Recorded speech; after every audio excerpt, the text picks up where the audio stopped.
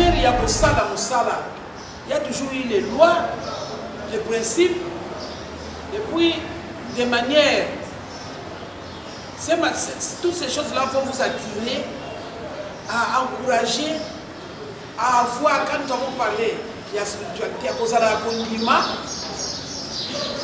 Et puis, ce que nous venons de dire là, ça va vous amener à bien travailler.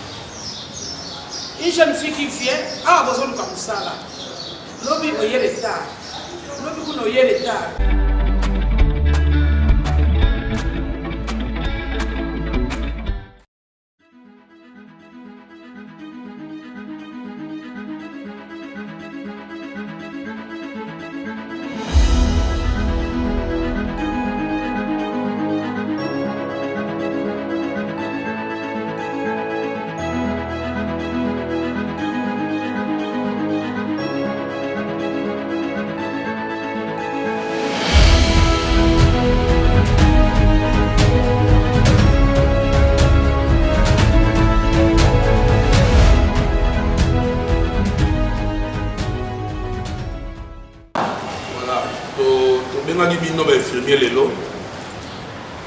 Parce que d'ici peu, nous voulons pour le centre de Nabiso. Nous avons une série de centres que nous allons ouvrir. Et il faut faire la réunion ensemble. La réunion, on a les visionnaires Nabiso, la présidente de la dynamique, qui peut se joindre à Nabiso pour appeler sa Nabiso beaucoup plus d'orientation. Alors, Nabiso, au niveau de la coordination, pour ça la réunion beaucoup plus technique Nabino. Où est allé vraiment pour ça la mission et avec elle, elle va nous donner beaucoup plus les orientations pour te comprendre vraiment vision naïe, qu'est-ce qu'elle veut et comment faire pour atteindre cette vision-là. Alors c'est pour cela que nous avons une journée à l'élo. Pour cela, il communiqué, je pense, il y a 2-3 jours. Pourquoi? Parce que l'urgence s'impose. Lobby déjà, on avait déjà le matériel d'âme.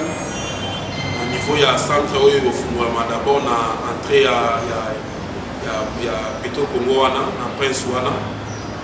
Donc, tout lancer en gros. On va lancer, je pense que c'est très moi, Misala, Mike, il y a plomberie, il faut passer ça.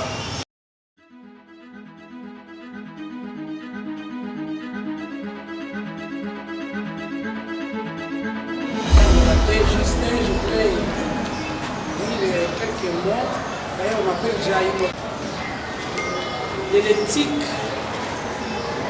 l'éthique et de l'anthologie. Cela veut dire que tout travail a une façon de le prester. Par exemple, l'enseignement est différent de la santé. Très différent. À l'enseignement, vous êtes l'enseignant et le médecin psychologique de l'enfant. Et il utilise la pédagogie pour arriver à guérir la psychologie. Et pour amener l'enfant à un comportement donné. Tandis que la santé touche réellement le corps. Donc cela veut dire que la santé est plus directe. Vous pouvez tuer quelqu'un dans quelques secondes. Vous pouvez le tuer comment? Pas seulement en lui injectant ou en touchant son corps, par votre façon aussi de faire, de dire, votre façon d'être, votre manière. C'est sûr que dans chaque travail, il y a ce qu'on appelle l'éthique et la déontologie du travail. Là, vous êtes là, comme le cordon l'a dit, nous n'avons pas choisi quelqu'un. Moi d'abord, je ne vous connais même pas. Vous vous comportez bien. Vous avez mis nos présents. Comment se comporter bien? Et d'abord, vous devez avoir une éducation spirituelle. quelque part, vous devez avoir l'éducation spirituelle. Vous savez que quand la spiritualité boite, tout boite.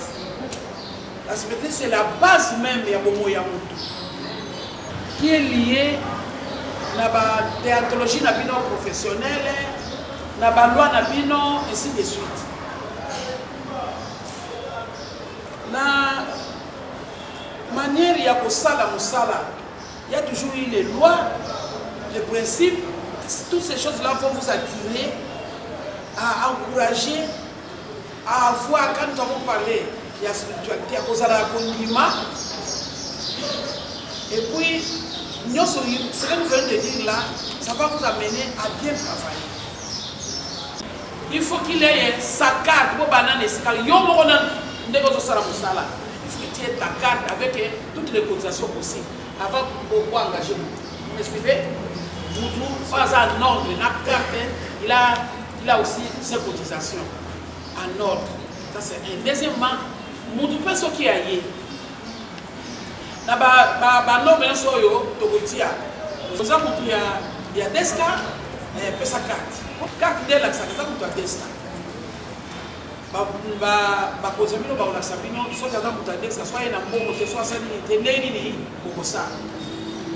Mais les associations qui pour soigner mon doigt temps. Vous voyez quand vous par la mort condamné pendant que le bas pour suivre yosa munda ba éviter wapi munda wapi nani bana ba soin avant qui m'a pété ça aussi si wana ya mo kwali bosi boyambi mais pour makamusu ça na ngote pour mettre en ordre. Donc ça c'était le premier point on a ngala lobela pour étaler déontologie éthique.